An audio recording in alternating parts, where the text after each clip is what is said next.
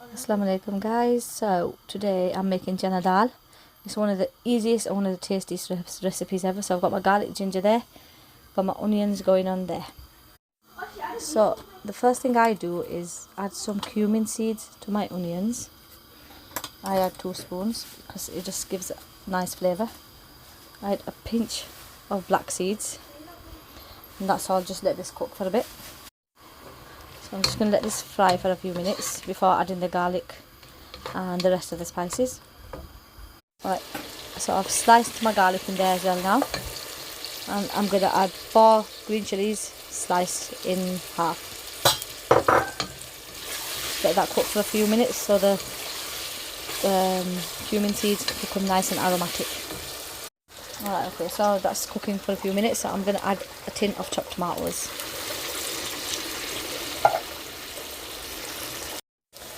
So guys, to my dal I'm going to be adding 1.5 spoon of red chili powder, turmeric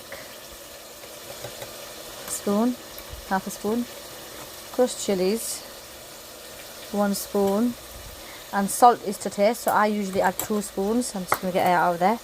The dal is nicely washed, so let's get on with the next step.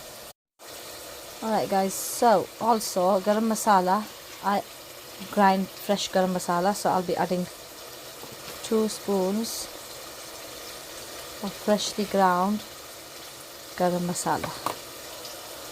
So this is going to go into here now.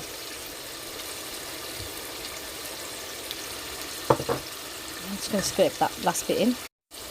Alright, so I'll just scrape the last bit in because you need to have the perfect amount of masala in here. Okay, so make sure you bun your masala properly, like make sure you fry masala really well.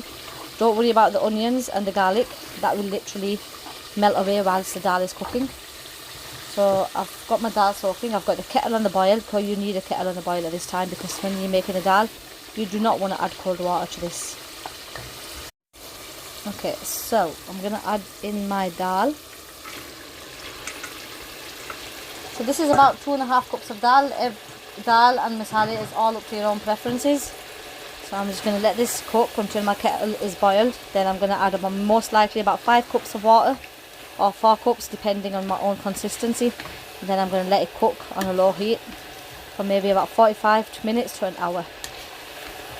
So look at that. Alright, so make sure you bun your dal properly in here. Literally, I'm telling you guys, I vouch you, this is one of the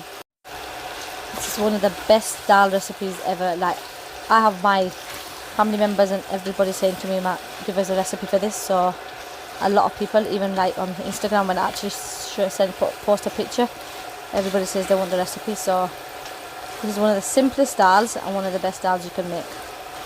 So I'm just going to let that cook while the kettle boils. So guys, look at that oil there coming up. The colour, it comes out really nice with the tomato tin. You can add like tandoori masala, but paprika, sorry. You can add paprika to this, but I don't like paprika. I think it gives a handy smoky flavour, so I always add my own masala in, like the natural masala. Alright guys, so the kettle has boiled, so I'm going to add slowly. This is my own andaza, so most likely I'm going to be adding about 4 cups to this. Look, straight away it comes to a boil. Like, you don't need to wait at all, like, for it to come to a boil, because the cooking temperature cools down with the cold water. Straight away add hot water in.